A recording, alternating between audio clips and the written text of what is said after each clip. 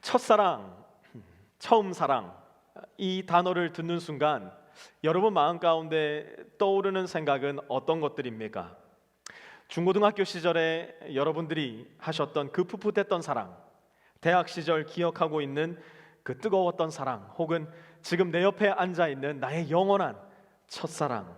참 여러 종류의 첫사랑이 우리에게는 있을 것 같은데요. 오늘 우리의 본문에서도 처음 사랑, 첫사랑을 중점적으로 다루고 있습니다. 요한계시록과 같은 책에 첫사랑이 등장을 하다니 조금 의외이기도 할 텐데요. 오늘 어떤 말씀이 우리를 기다리고 있는지 오늘 본문 속으로 한번 들어가 보려고 합니다. 여러분, 제가 지난주에도 말씀드렸지만 요한계시록을 함께 공부하는 동안 우리 마음 가운데 중심적으로 자리하고 있어야 되는 질문, 그것이 무엇이라고 했죠? 예수님이 누구신가? Who is Jesus? 예수님이 누구신가? 예수님은 이 교회의 모든 시대에 있어 어떤 일을 하고 계시는가 집중해서 살펴보아야 한다고 말씀을 드렸습니다. 오늘 본문에서도 예수님이 누구이신지, 또 예수님이 무슨 일을 하고 계신지가 자세하게 기록이 되어 있는데요. 우리 1절 말씀부터 다시 한번 보도록 하겠습니다. 에베소 교회의 심부름꾼에게 이렇게 써보내라. 오른손에 7 별을 쥐시고 7 금촛대 사이를 거니시는 분이 말씀하신다. 우리가 지난주에 살펴본 내용이지만 요한계시록 1장 20절에 보시면 7 별은 무엇이냐? 예수님께서 7 교회로 보내시는 메신저들, 7 교회로 예수님의 말씀을 전하는 메신저들이고요. 7 금촛대는 그 당시 소아시아 지역에 있었던 7 지역 교회를 일컫는 말이라고 했습니다. 지금 예수님께서 오른손에 7 별을 쥐고 계시다. 이것은 무슨 말인가?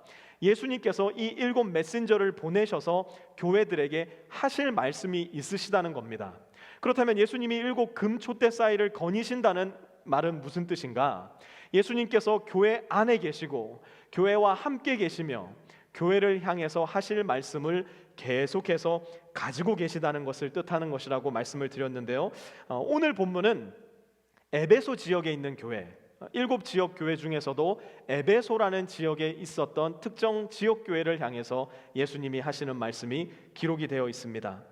먼저 이 말씀을 잘 이해하기 위해서는 에베소라는 지역이 과연 어떤 지역이었는가, 어떤 특징을 가지고 있는 도시였는가 우리가 먼저 살펴보는 것이 오늘 말씀을 이해하는 데 도움이 되리라 생각을 합니다. 에베소는 그 당시 로마 제국 내에서 대단히 큰 지위를 차지하고 있던 도시였습니다. 인구 규모면으로나 아니면 면적면으로나 그 안에서 기능하고 있는 모든 면에 있어서 에베소는 그야말로 대도시 중에 대도시였는데요. 오늘날 우리 시대의 뜻으로 조금 가슴에 와닿게 이야기를 하자면 그 당시 로마 제국에서 에베소는 오늘날 뉴욕과도 같은 역할을 감당하고 있던 도시였습니다. 로마 제국 내에서 경제가 가장 발달한 도시, 무역과 상업이 가장 발달한 도시, 경제의 윤활유 역할을 하던 도시가 바로 이 당시 에베소 지역이었습니다. 문화적으로도 상당히 발달해 있었는데요. 그 당시에 이미 2000년 전에 2만 5천여 명이 앉을 수 있는, 지금도 현존하고 있는 야외 경기장이 이미 건설이 되어서 많은 사람들이 문화적으로 풍성한 혜택을 누렸던 도시가 바로 에베소라는 도시였습니다.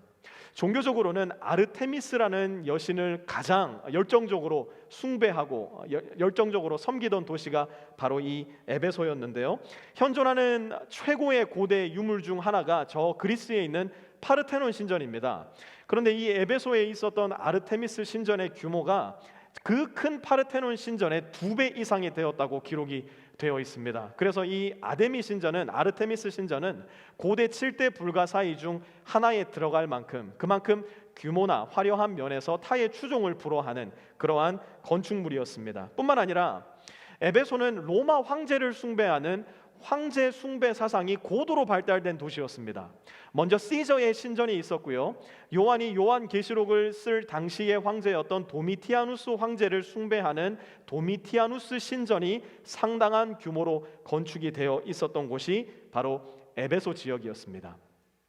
이러한 상황 속에, 이러한 배경 속에 이제 갓 태어난 에베소 교회라는 도시는 과연 어떤 모습으로 그 교회의 생명력을 유지해 나가고 있었을까? 이러한 상황 속에서 예수 그리스도의 교회를 향해 그 시대는 어떤 자세를 취하고 있었을까? 2절을 보면 그 흔적이 조금 보이는 것 같은데요. 2절을 함께 보도록 합니다. 나는 네가 한 일과 네 수고와 인내를 알고 있다. 먼저 예수님께서 말씀하십니다. 뭐라고 얘기하세요? 내가 알고 있다. 무엇을 알고 있는가를 다시 한번 잘 보니까 네가 한 일과 네 수고와 인내를 알고 계시다는 거예요.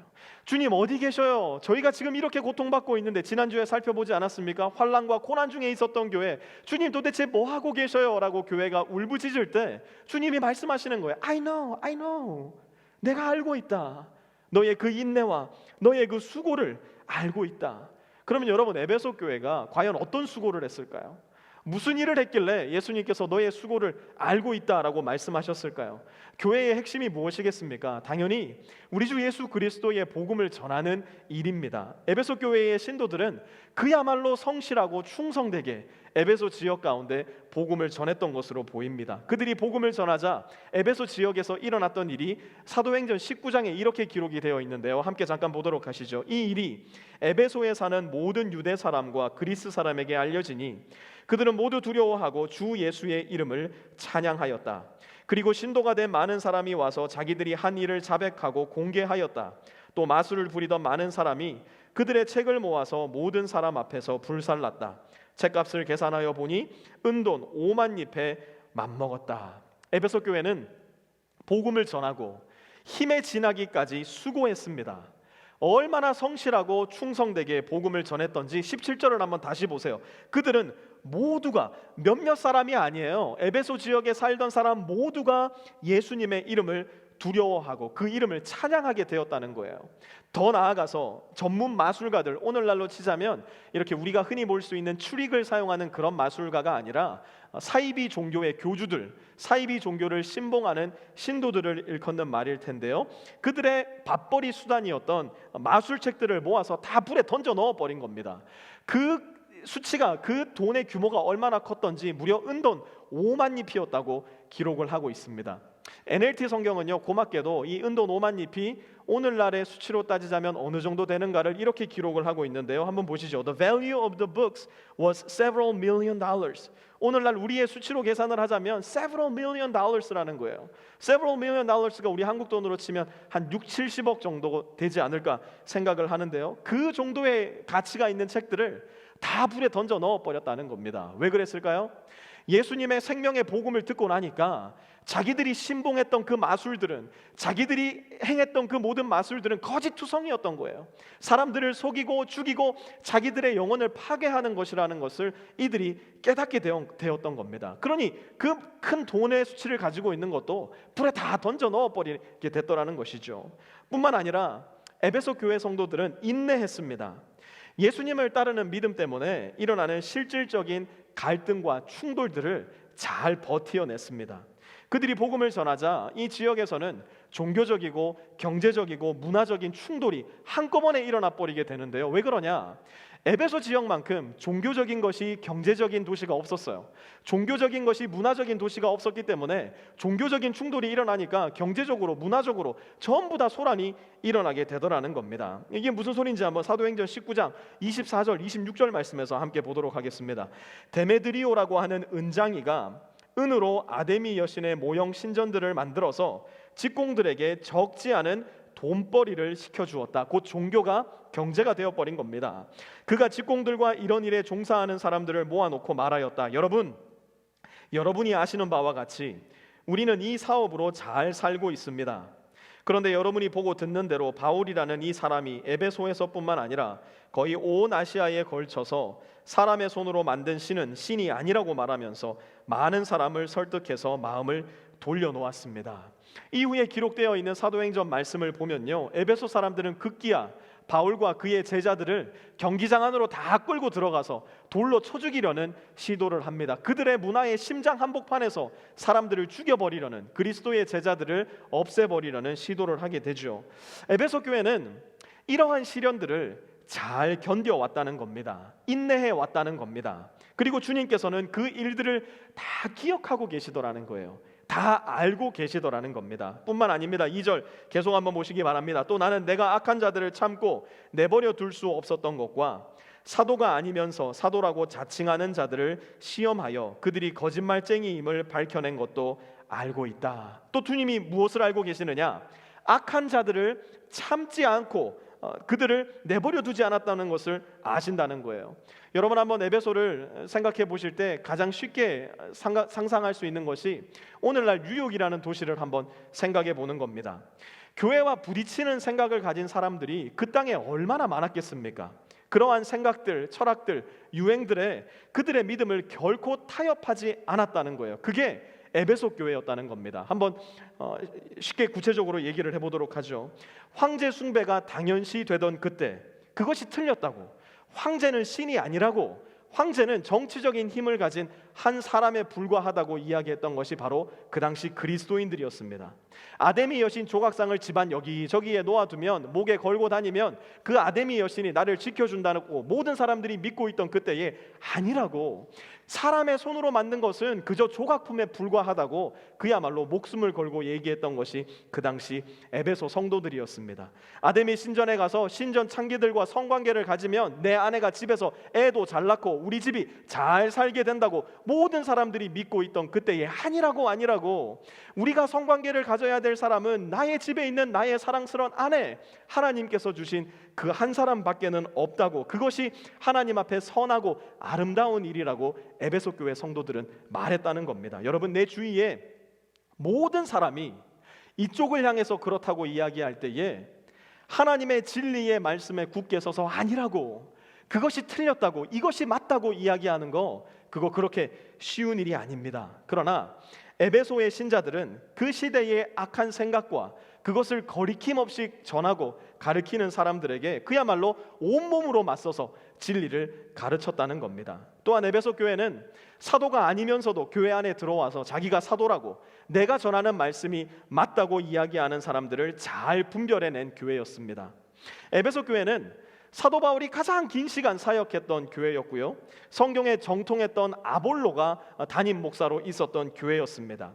후에는 디모데가, 또 그 후에는 요한계시록을 기록한 요한 자신이 담임 목사로 있었던 교회이기도 했습니다.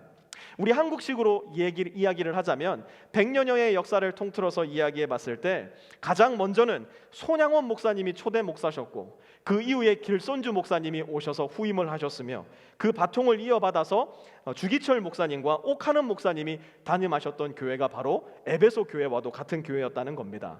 저같이 그야말로 발레 채이는 목사들이 와서 담임을 했던 교회가 아니고, 그야말로 가려내어서 옥속 중에 옥속 목사들만 모아서 목회를 했던 교회, 그 교회가 에베소 교회였다는 겁니다. 그러니 어줍지 않은 언변으로 와서 하나님의 말씀을 잘못 가르치는 사람 대번에 분별해낼 수 있는 능력이 이 에베소 교회 성도들 안에 있었던 겁니다. 아무리 새치어로 달달한 말을 한다고 해도 진리에서 어긋나는 말씀을 전하는 거짓 사도들, 거짓 목사들을 거침없이 분별해낼 수 있는 교회, 그 교회가 바로 에베소 교회였다는 거예요. 에베소 교회를 향한 예수님의 칭찬, 이렇게 말씀하십니다. 한번 들어보세요. 3절, 너는 참고 내 이름을 위하여 고난을 견디어냈으며 낙심한 적이 없다. 참는 교회, 견디는 교회, 낙심하지 않는 교회, 그 교회가 어디냐? 저는 프리스코 세미한 교회 됐으면 좋겠어요. 그런데 오늘 말씀에서는 에베소 교회가 그 교회였다는 겁니다. 참으로 든든한 교회, 참으로 듬직한 교회.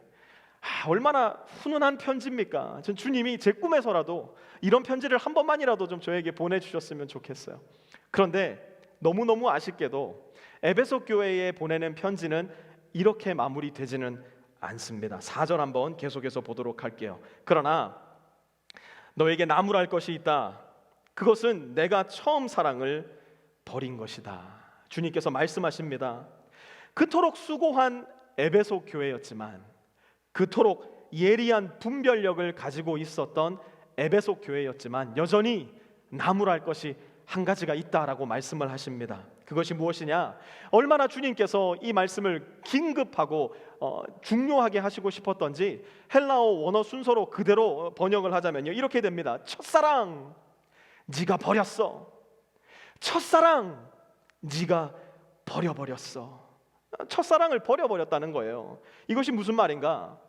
에베소 교회 성도들은 복음의 교리는 굳게 붙잡고 있었지만 복음의 핵심인 사랑은 그만 놓쳐버리고 말았다는 겁니다. 교회의 역사는 어떻게 보면 에베소 교회의 역사를 반복하고 있는지도 모르겠어요.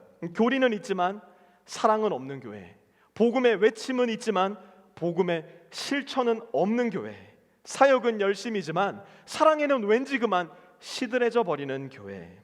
여러분, 그러나 잘 기억하시기 바랍니다. 우리가 산수 잘하지 않습니까?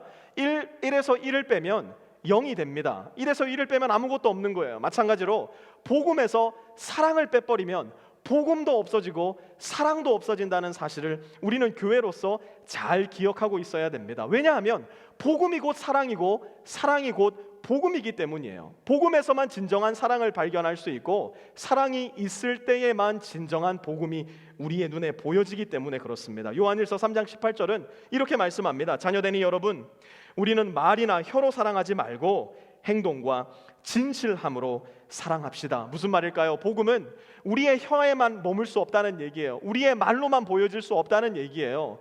복음은 우리의 지식과 머리에만 있을 수 없다는 얘기예요. 복음은 우리의 손과 발로서, 우리의 인생으로서, 우리의 삶으로서 보여져야만 한다는 것입니다. 그래야만 그 복음이 진정한 복음이 될 수 있다는 겁니다. 여러분, 다른 종교에서는 눈을 씻고 찾아봐도 찾아볼 수 없는 정말 중요한 것이 우리가 믿는 예수 그리스도의 기독교에만 존재를 하는데요, 그것이 무엇이냐? 바로 사랑이에요.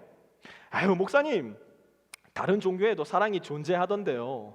다른 교회 종교인들을 보아도 그 신을 향한 그 사랑과 헌신이 대단하던데요. 네, 맞아요. 다른 종교인들을 볼 때 저도 제 마음 가운데 가끔씩 존경심이 들 때가 있어요. 왜? 그들의 신들을 향하여 잘못된 믿음에도 불구하고, 잘못된 믿음임에도 불구하고 문을 다 걸어 잠그고 그 신에게로 침잠에 들어가서 10년, 20년 동안 침묵 수행하는 사람들, 인간적인 눈으로 보았을 때 정말 존경심이 들 때도 있는 것이 사실입니다. 그러나 하나님은요, 만약 우리가 문을 걸어 잠그고 10년, 20년 주님을 향하여 무건 수행을 하고 있다면 우리의 믿음 결코 기뻐하시지 않으실 겁니다. 하나님은 오히려 굳게 닫혀있던 문을 활짝 열고 하나님께서 내 인생 가운데로 보내어 주시는 이웃들을 향해 내 삶으로서 걸어 들어가 그들을 섬기고 사랑할 때 오히려 부족한 우리의 믿음일지라도 하나님은 우리의 믿음을 칭찬해 주시리라 저는 생각을 합니다. 왜냐?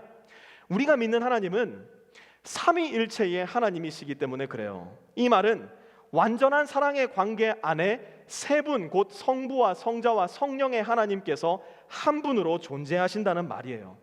하나님은 저와 여러분을 마치 삼위일체의 하나님과 꼭 같은 그 관계로 초대를 하고 계시는 겁니다.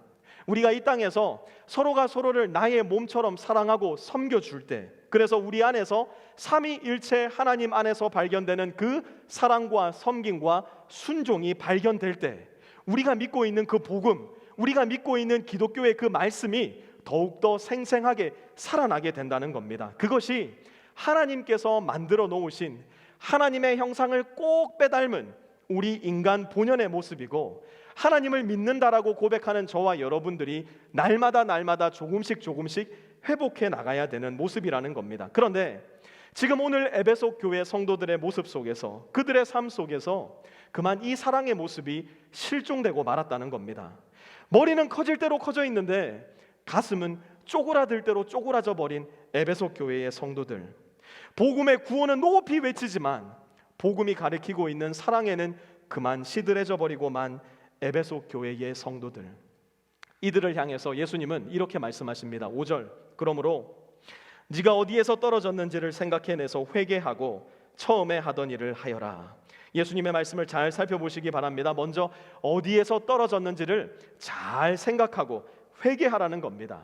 여기에서 떨어지다라는 말은 그야말로 높은 곳에서 뚝 떨어지는 추락을 가리키는 말이기도 한데요, 이 동사를 조금 더 직설적으로 그 당시에 문화적으로 해석을 하자면 로마의 시민권을 가지고 있던 사람이 그 시민권을 잃어버리는 표현으로서 사용하던 단어이기도 했습니다.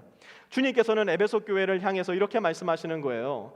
네가 하나님 나라의 시민권을 잃어버릴지도 모르니 네 마음을 조심하여 첫사랑을 잘 지켜야 한다. 그야말로 엄중한 경고를 에베소 교회에게 전하고 있으신 겁니다. 그러므로 주님께서는 에베소 교회 성도들에게 그들이 처음에 하던 일을 계속하라고 말씀하십니다. 그렇다면 에베소 교회 성도들이 처음에 했던 일은 무엇일까요? 그것은 다름 아닌 처음 사랑, 곧 첫사랑의 계속된 실천이고 회복입니다. 예수님은 사랑을 이야기하실 때 결코 교리적인 사랑만을 이야기하신 적이 없으셨어요. 예수님의 사랑은 늘 흘러가고 늘 전해지고 움직이고 내어주시는 사랑이었어요. 정죄하고 판단하기 이전에 치료해 주셨고 안아주셨고 일으켜 주시는 사랑이셨어요. 특별히 가난한 사람들, 아픈 사람들, 소외된 사람들, 소위 말해서 사회적으로 완전히 매장된 사람들을 향해서 가장 따뜻한 손길을 내미셨던 분이 바로 우리의 주님 예수 그리스도셨어요. 에베소 교회 성도들도 마찬가지였을 겁니다. 그들이 예수님과 첫사랑에 빠졌을 때 그들 모두가 에베소 지역 구석구석으로 나아가서 사랑이 필요한 사람들에게 사랑을 나누는 일을 했을 겁니다. 아픈 사람들을 찾아가서 그들을 간호했을 거고요, 그들을 위로했을 겁니다. 가난한 사람들에게 그들의 밥그릇에 음식을 덜어서 나누어 주었을 거고요, 헐벗은 사람들에게 그들의 겉옷을 벗어서 그들을 입혀주어 그들을 따뜻하게 만들었을 겁니다. 에베소 지역 안에서도 소문난 죄인이라서 모든 사람들이 외면하는 그 사람에게 두 팔을 벌려 그들의 집으로 환대하고 환영하며 예수님의 사랑을 나누는 사람들이 바로 예수님의 첫사랑을 경험했던 에베소 지역의 성도들이었을 거예요. 그런데 에베소 교회에 도대체 무슨 일이 일어난 걸까요? 에베소 교회에 도대체 어떤 일이 일어났길래 예수님께서 너희의 첫사랑을 회복해야 된다고 말씀하고 계시는 걸까요? 그토록 사랑의 열심이었는데 어느 순간 그들의 사랑이 굳어지기 시작한 거예요. 그들이 믿는 교리적 신념과 이 신념의 상자 속에 갇혀서 이 상자 안으로 들어오지 않는 사람들을 나누기 시작했을 거예요. 너는 죄인이라고, 너는 악인이라고, 그래서 나의 사랑을 받을 만한 자격이 없는 사람이라고 어느덧 사랑과 사람을 구분짓는 일이 에베소 교회 안에 생기기 시작했을 거예요. 서로를 조건 없이 받아주던 환대의 눈빛은 어느덧 싸늘한 정죄의 눈빛으로 바뀌어서, 서로를 안아주던 넓은 품은 이제는 꼭 닫힌 작은 품으로 바뀌어서 첫사랑을 잃어버린 사람들이 바로 에베소 교회 성도들이 되었을 거예요. 주님은 바로 그 지점, 첫사랑에서 떨어져 버린 바로 그 지점을 기억해내라고 말씀하십니다. 그리고 그곳에서 돌이키라고 말씀을 하고 계십니다. 이 말씀은 모든 역사 속에 존재했던 교회들에게 우리 주님께서 주시는 말씀이에요. 2019년 7월 21일을 살아내고 있는 우리 프리스코 세미한 교회에 주님이 주시는 말씀이기도 합니다. 여러분, 사실 우리는 잘 기억하고 어디서 떨어졌는지 생각해낼 필요도 없어요. 왜요? 우리는 신생교회니까요. 이제 막 생겨난 교회니까요. 우리가 앞으로 갈 길을 잘 정하고 하나님께서 우리에게 주신 말씀에 기초하여서 우리의 목적을 잘 설정하면 되는 겁니다. 여러분, 저는요, 우리 교회가 사역은 좀 시시하게 해도요, 사랑은 시시하게 하지 않는 교회가 되었으면 좋겠어요. 남들 보기에 뭔가 빛과 번쩍한 모습이 없는 교회가 되어도 괜찮아요. 그러나 우리 안에서 사랑을 나누는 일에는 그야말로 아낌이 없는 교회, 서로가 서로에게 사랑을 나누기 위해서 가장 바쁜 교회가 우리 프리스코 세미한 교회가 되었으면 좋겠어요. 신문에 글자 한 자 안 나가는 교회, 홈페이지에 1년 지나도록 사진 한 장 안 올라오는 교회 되어도 괜찮아요. 그러나 이 교회에 나오는 모든 사람들로 하여금 예수 그리스도의 사랑을 저와 여러분을 통해 나눌 수 있는 교회, 그래서 이 교회에 와서 나 외로워라고 말하는 사람 한 명 없는 교회, 이 교회에 와서 나 아픈데 아는 사람 한 명 없어요라고 불평하는 사람 한 명 없는 교회, 그런 교회가 우리 프리스코 세미한 교회가 되었으면 좋겠어요. 왜 그러냐? 그렇게 하지 않는다면, 저와 여러분이, 우리의 교회가 그렇게 하지 않는다면 무슨 일이 일어나는가? 에베소 교회를 한번 보시기 바랍니다. 5절 계속 이어서 볼게요. 내가 그렇게 하지 않고 회개하지 않으면 내가 가서 너의 촛대를 그 자리에서 옮기겠다. 그 사랑, 곧 첫사랑을 회복하지 않는다면 금 촛대를 주님께서 옮겨버리시겠다는 거예요. 무슨 말이에요? 더 이상 교회가 교회되지 않게 하시겠다는 예수님의 엄중한 경고입니다. 왜 그럴까요? 사랑이 없는 교회는 제 아무리 교리가 탄탄하다 하더라도, 사랑이 없는 교회는 제 아무리 목회자가 훌륭한 사람이더라 하더라도 더 이상 교회가 될 수 없기 때문이라는 겁니다. 그토록 화려했던 교회, 그토록 위대한 목회자들이 거쳐갔던 교회. 그러나 여러분, 오늘 지금 에베소 지역에는 더 이상 교회다운 교회가 단 한 군데도 남아있지 않다는 사실, 이제 그 지역에는 이슬람 사원들로만 가득하다는 사실, 이것은 오늘 우리가 본문 가운데 보고 있는 이 주님의 엄중한 경고가 결코 허튼 경고가 아니라는 사실을 보여주는 가장 명백한 증거일 것입니다. 결론입니다. 7절, 귀가 있는 사람은 성령이 교회들에 하시는 말씀을 들어라. 이기는 사람에게는 내가 하나님의 낙원에 있는 생명나무의 열매를 주어서 먹게 하겠다. 귀가 있는 사람은 성령이 교회들에 하시는 말씀을 들어라. 주님이 말씀하십니다. 제가 한 가지 질문해 볼게요. 목사님, 저는 귀가 없습니다. 귀가 없어서 들을 수 없습니다. 한번 손 들어보세요. 여기 있는 분들 다 귀가 있으실 거예요. 사람이라면 다 귀가 있습니다. 그런데 주님이 말씀하세요. 귀가 있는 사람은 들으래요. 무슨 말일까요? 모든 사람이 다 들어야 된다는 얘기예요.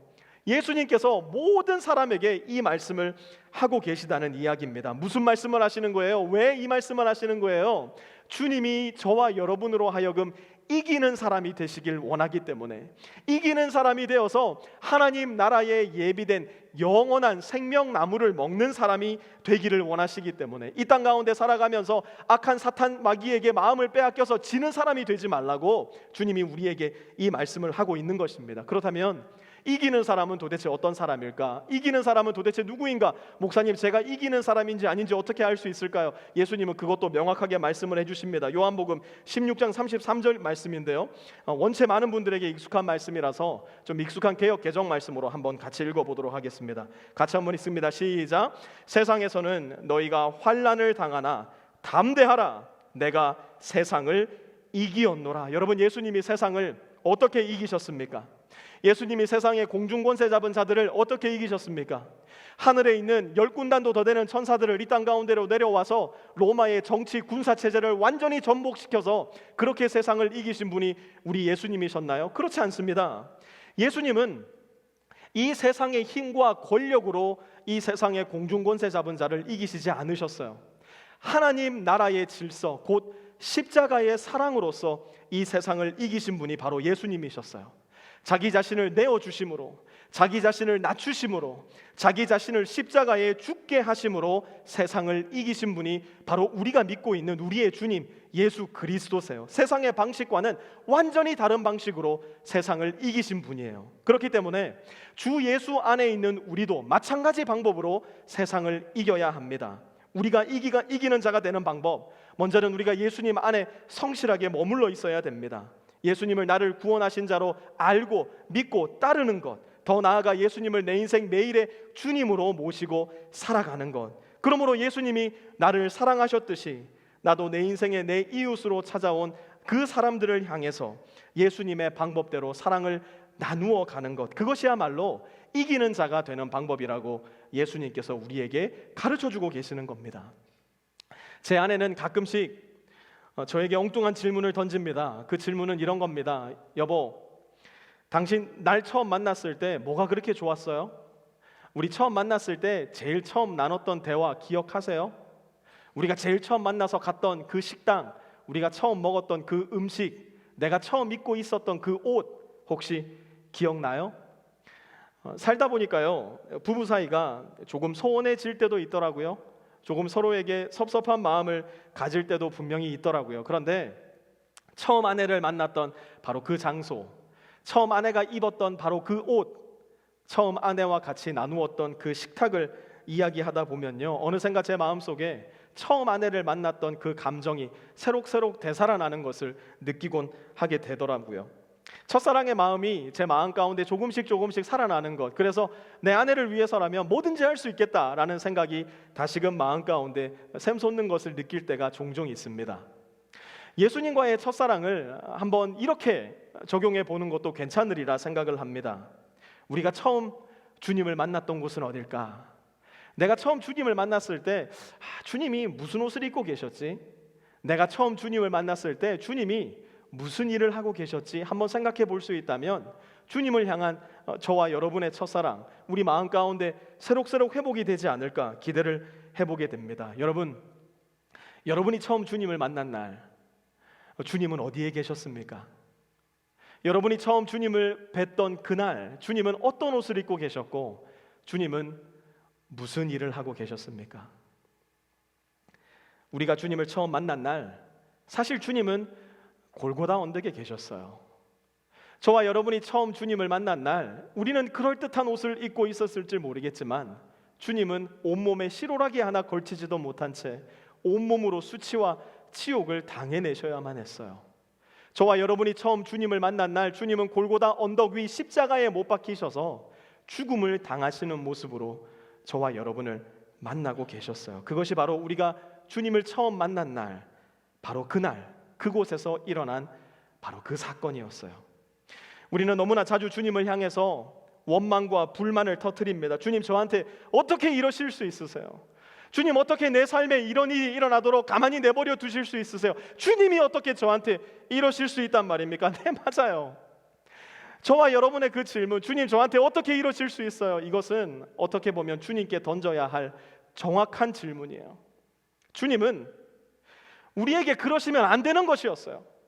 주님은 그랬으면 안 됐어요. 저와 여러분을 위해서 온몸이 발가벗겨져서 십자가 위에 오르시면 안 되셨어요. 주님은 결코 그러시면 안 되셨어요. 저와 여러분을 위해서 가시관을 쓰시고 침을 맞으며 모욕을 당하시는 분이 안 되셨어야 됐어요. 주님은 결코 그러시면 안 되셨어요. 저와 여러분을 위해서 십자가에 못 박혀 온 우주의 왕이 자기 생명을 버리는 일, 주님은 그러시면 안 되시는 거였어요. 그러나 저와 여러분의 주님, 우리 주 예수 그리스도께서는 그렇게 하셨어요. 우리를 향한 첫사랑이 너무나 뜨거우셨기 때문에, 우리를 향한 그 첫사랑이 단 한 번도 변하신 적이 없으셨기 때문에 주님은 기꺼이 수치를 당하시고 모욕을 당하시고 죽임을 당하셨던 겁니다. 그래서 우리는 처음 주님을 만났던 바로 그곳 십자가로 돌아올 때에만이 우리의 첫사랑을 회복하게 됩니다. 우리가 주님의 십자가를 바라볼 때에, 그리고 그 위에서 우리에게 주신 말씀을 기억할 때에 우리는 내 안의 첫사랑, 주님께서 주신 나의 삶의 소명을 회복하게 되는 거예요. 주님의 말씀을 한번 들어보세요. 이제 나는 너희에게 새 계명을 준다. 서로 사랑하여라. 내가 너희를 사랑한 것 같이 너희도 서로 사랑하여라. 너희가 서로 사랑하면 모든 사람이 그것으로서 너희가 내 제자인 줄을 알게 될 것이다. 주님의 말씀을 한번 잘 보세요. 내가 너희를 사랑한 것 같이. 구목사가 저 사람을 사랑한 것 같이가 아니에요. 내가 너희를 사랑한 것 같이. 기준은 예수님이에요. 기준은 예수 그리스도의 십자가 사랑이에요. 그것과 같이 너희도 서로 사랑하여라. 여러분, 우리 안에 첫사랑을 회복하는 방법은 내 안에 불굴의 의지를 작동시키는 게 아니에요. 내 안에 불굴의 노력과 열정을 회복시키는 것도 아니에요. 우리 안에 첫사랑을 회복하는 방법은 단 하나밖에는 없어요. 십자가로 자꾸만 돌아가는 거예요. 주님께서 우리를 어떻게 사랑하셨는지를 십자가 위에서 자꾸만 바라보는 것, 주님께서 우리에게 무슨 사명을 맡겨주셨는지 십자가 위에서 그 주님의 말씀을 계속해서 듣는 것, 그것만이 저와 여러분 마음 가운데 사그러져가는 주님을 향한 첫사랑, 또한 주님께서 우리 이웃에게로 우리에게 보내주신 이웃을 향한 첫사랑을 회복하는 유일한 방법이에요. 여러분, 중고등학교 때의 첫사랑, 대학 시절의 첫사랑 다 잊어버리셔도 괜찮아요. 아니, 이제는 잊어버리셔야 됩니다. 내 옆에 있는 사람이 내 인생의 첫사랑이 아니어도 괜찮아요. 그러나 사랑하는 프리스코 세미한 성도 여러분, 십자가 위에서 저와 여러분이 처음 만난 우리의 첫사랑, 우리 주 예수 그리스도는 절대로 잊으시면 안 됩니다. 그분만이 저와 여러분에게 영원한 생명나무의 열매를 주셔서 하나님의 낙원에서 살게 하실 유일하고 영원한 우리의 신랑, 우리의 영원한 첫사랑이 되시기 때문에 그분을 기억하시고 그분과의 첫사랑을 우리 마음 가운데 잘 기억하여 우리 인생 가운데 보내어 주신 우리 이웃들을 향한 첫사랑을 신실하고 성실하고 정직하고 신나게 실천하며 살 수 있는